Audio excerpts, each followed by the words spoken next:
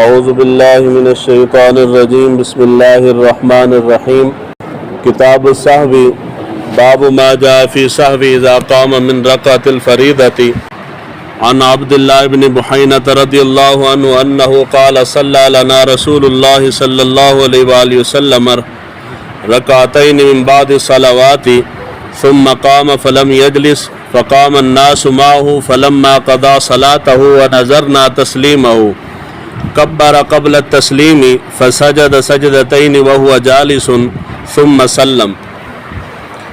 اللہ تعالیٰ کے فضل و کرم سے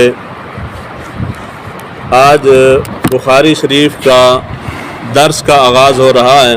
بخاری شریف کے اندر کتاب بدء الوحی سے لے کے کتاب التوحید تک کل 98 کتابیں ہیں۔ کتنی کتابیں ہیں جی؟ 98 کتابیں ہیں۔ ان 98 میں سے یہ کتاب نمبر 22 ہے جس کا ہم آج آغاز کر رہے ہیں۔ پیچھے 21 کتابیں جو ہیں وہ پہلے بیان ہو چکی ہیں، اس لیے یہیں سے ہم آغاز کر رہے ہیں۔ درس جو ہے وہ آپ کے لیے آسانی پنجابی میں ہے، مگر سننے والے جو ہیں وہ مختلف ممالک کے لوگ ہیں جو نیٹ پہ جاتی ہے، تو ان کے لیے ان کی ڈیمانڈ یہی تھی کہ جی اردو میں ہو۔ درس کے اختتام پہ کوئی مسئلہ سمجھ نہ آئے، کوئی بات سمجھ نہ آئے، بغیر جھجک کے آپ سوال کر سکتے ہیں، میں آپ کو مسئلہ سمجھاؤں گا۔ یہ جو ہماری مجلس ہے اس کے متعلق ایک حدیث مبارکہ مجمع الزوائد کی حدیث مبارکہ اور بڑی ایمان افروز ہے۔ عن ابی امامۃ عن النبی صلی اللہ علیہ وآلہ وسلم قال من غدا الى المسجد لا يريد الا ان يتعلم خيرا او يعلمه كان له كأجر حاج تام حجته۔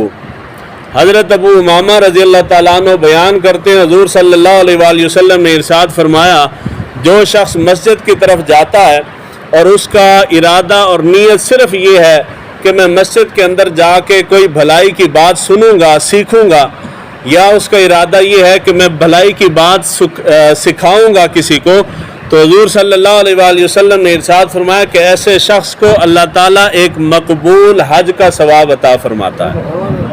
اب نماز پڑھنے کے لیے آئیں گے، ساتھ یہ نیت ہوگی کہ جا کے حضور کے فرامین یعنی دین سیکھیں گے، تو نماز کا بھی ثواب ہے اور نماز کے ساتھ ایک حج کا بھی ثواب ہے۔ یعنی اتنی فضیلت ہے دین سیکھنے اور سکھانے کی۔ یہ پہلی حدیث مبارکہ ہے۔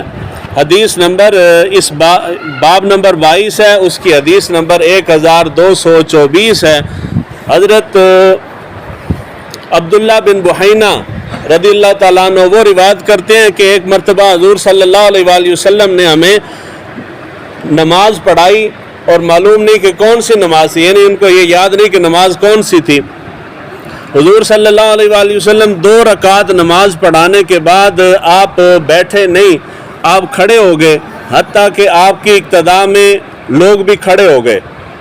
اس کے بعد حضور صلی اللہ علیہ وآلہ وسلم نے نماز کو مکمل فرمایا۔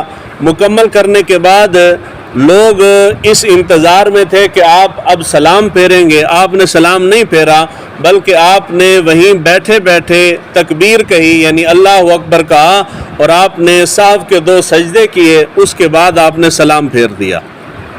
کتاب السہو ہے، یعنی نماز کے اندر جو غلطی ہو جاتی ہے اس کے مسائل یہاں پہ بیان ہو رہے ہیں سہو کے متعلق۔ سہو اور نسیان 2 چیزیں ہیں، 2 الفاظ ہیں۔ لغوی اعتبار سے دونوں کا معنی ایک ہے، اصطلاح میں ان دونوں کے معنی کے اندر فرق ہے۔ ہم کہتے ہیں جی سجدہ سہو کیا ہے، سہو بھول جانے کو کہتے ہیں اور نسیان بھی بھول جانے کو کہتے ہیں۔ فرق یہ ہے کہ سہو ہوتا ہے چھوٹی معمولی سی غلطی، معمولی سی بھول، کہ کوئی بندہ اس کی طرف توجہ دلائے تو بندے کو فوراً یاد آ جائے، اس کو سہو کہتے ہیں۔ مثال ہے، نماز کے اندر میں نے 2 رکعت پڑھنے کے بعد اتحیات میں بیٹھنا تھا تو میں کھڑا ہو گیا ہوں، پیچھے سے آپ نے لقمہ دیا، لقمہ دیتے ساتھ ہی مجھے یاد آ گیا کہ میں بھول گیا ہوں، اس کو سہو کہتے ہیں، یعنی معمولی سی بھول۔ نسیان جو ہے وہ معمولی بھول نہیں ہوتی، وہ شدید قسم کی بھول جو ہے اس کو نسیان کہتے ہیں۔ یعنی آپ کو معلوم ہے کہ میں بھول گیا ہوں، مگر سوچنے کے باوجود یاد نہیں آ رہا کہ وہ مسئلہ تھا کیا، اس کو کہتے ہیں۔ اگر سخت قسم کی بھول ہو تو اس کو نسیان کہتے ہیں، اگر معمولی بھول ہو تو اس کو سہو کہتے ہیں۔ نماز کے اندر جو غلطی ہوتی ہے، انسان بھول جاتا ہے، توجہ ہٹ جاتی ہے، اس کو سہو کہا جاتا ہے۔ تو یہاں پہ مسئلہ سہو کا بیان ہو رہا ہے۔ دین کے اندر سب سے بڑا مسئلہ اور چھوٹے سے چھوٹا مسئلہ، سارے مسائل یہاں پہ بیان ہو جانے ہیں۔ آپ توجہ رکھیں گے، کوئی مسئلہ آپ کو یاد رہے گا، کوئی یاد نہیں رہے گا، مگر ثواب ملتا رہے گا اور آہستہ آہستہ قطرہ قطرہ گرے گا تو سینہ جو ہے وہ دین کے مسائل سے بھر جائے گا۔ یہاں مسئلہ یہ بیان ہو رہا ہے کہ حضور صلی اللہ علیہ وآلہ وسلم سے نماز کے اندر سہو ہوا ہے۔ وہ سہو کیا تھا کہ 2 رکعت کے بعد قعدہ میں بیٹھنا تھا، حضور صلی اللہ علیہ وآلہ وسلم نہیں بیٹھے۔ حضور کا سہو جو ہے یہ ہمارے سہو کی طرح، ہماری غلطی یا ہماری بھول کی طرح نہیں ہوتا۔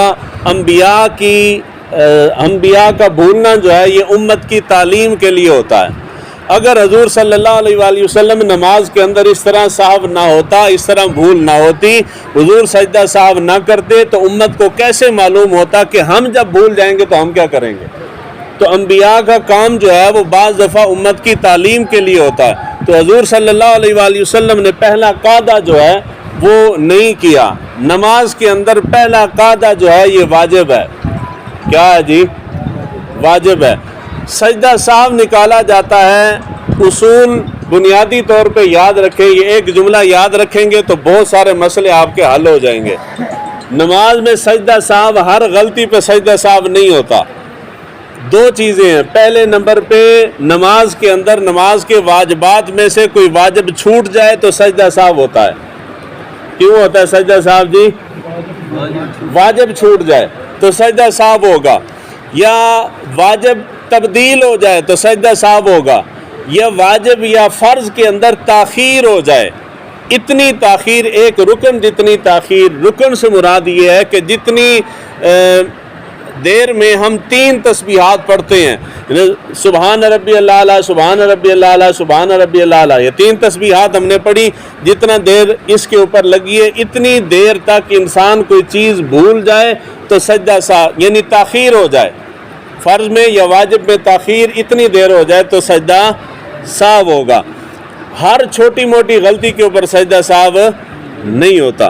حضور صلی اللہ علیہ وآلہ وسلم، یہاں مسئلہ اس حدیث مبارکہ سے یہ ہمیں سمجھ آتا ہے کہ اگر بندے سے غلطی ہو جائے تو انسان سلام کیے بغیر سجدہ سہو کرے گا۔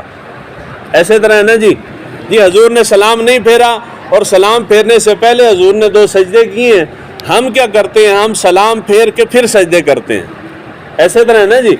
اب کیا معلوم ہوا کہ حضور کا عمل مبارک اور ہے اور ہمارا عمل اور ہے؟ ایسا نہیں ہے۔ حدیث مبارکہ بخاری شریف کے اندر ہے، اس سے پہلے گزر چکی ہے، حدیث کا نمبر ہے 401، جس کے اندر حضرت عبداللہ بن عباس رضی اللہ تعالیٰ عنہ فرماتے ہیں، حضور صلی اللہ علیہ وآلہ وسلم نے ارشاد فرمایا کہ اگر نماز کے اندر تم سے بھول ہو جائے، غلطی ہو جائے، تو آخر پہ تکبیر سلام کرو اور سلام کے بعد سجدہ سہو کر لو، تمہاری نماز مکمل ہو جائے گی۔ ایک چیز یاد رکھنے والی ہے، ایک ہے حضور صلی اللہ علیہ وآلہ وسلم کا عمل مبارک اور ایک ہے حضور کا فرمان مبارک۔ ترجیح جو ہے وہ حضور کے فرمان کو ہے، حضور کے عمل کو ترجیح نہیں ہے۔ یعنی دلیل، ایک مسئلے میں 2 دلیلیں دی جاتی ہیں، ایک دلیل ہے کہ حضور نے فلاں کام کیا، یہ امت کے لیے دلیل نہیں ہے۔ امت کے لیے دلیل یہ ہے کہ حضور نے اس کام کا حکم دیا، یہ دلیل ہے۔ جو حضور نے حکم دیا ہے وہ دلیل بنائیں گے، اس پہ عمل کریں گے، جس پہ حضور نے عمل کیا لازم نہیں کہ وہ حجت ہو۔ حضور صلی اللہ علیہ وآلہ وسلم نے بہت سارے ایسے اعمال فرمائے ہیں جو حضور کے ساتھ خاص تھے، حضور صلی اللہ علیہ وآلہ وسلم کے علاوہ عام لوگوں کے لیے خاص نہیں تھے۔ مثال کے طور پہ حضور صلی اللہ علیہ وآلہ وسلم نے وصال کے روزے رکھے، وہ حضور کا عمل مبارک ہے، حضور نے کرنے کا حکم نہیں دیا تو ہمارے لیے وہ کرنا ضروری نہیں، ہم نہیں کریں گے۔ کیوں؟ اس لیے کہ حضور نے حکم نہیں دیا۔ جس چیز کا حضور نے حکم دیا ہے اس کو کرنا امت کے اوپر لازم ہے۔ تو حضور صلی اللہ علیہ وآلہ وسلم نے حکم یہ دیا ہے کہ سلام پھیرنے کے بعد سجدہ صاف کرو، جس طرح کہ ہم کرتے ہیں۔ اگر نماز میں ہم سے غلطی ہو جائے، واجب چھوٹ جائے، واجب میں تاخیر ہو جائے، فرض میں تاخیر ہو جائے، تو ہم سلام پھیرتے ہیں آخری قعدے میں، آخری قاعدے میں سلام ایک طرف پھیر کے تو اس کے بعد 2 سجدے کرتے ہیں۔ طریقہ یہ ہے کہ سجدہ صاف کرنے سے پہلے کم سے کم اتحیات مکمل پڑھیں، اتحیات پڑھنے کے بعد آپ سلام پھیریں اور اس کے بعد 2 سجدے کریں۔ اور بہتر طریقہ یہ ہے کہ اتحیات کے ساتھ درود پاک بھی مکمل پڑھ لیں، اس کے بعد سلام پھیریں، سلام پھیرنے کے بعد سجدے کریں، اور سجدے کرنے کے بعد آپ دوبارہ اتحیات سے لے کے دوبارہ آخر تک پڑھیں۔ اگر وہ سارا نہیں پڑھنا چاہتے تو آپ درود شریف سے بھی آگے جا سکتے ہیں۔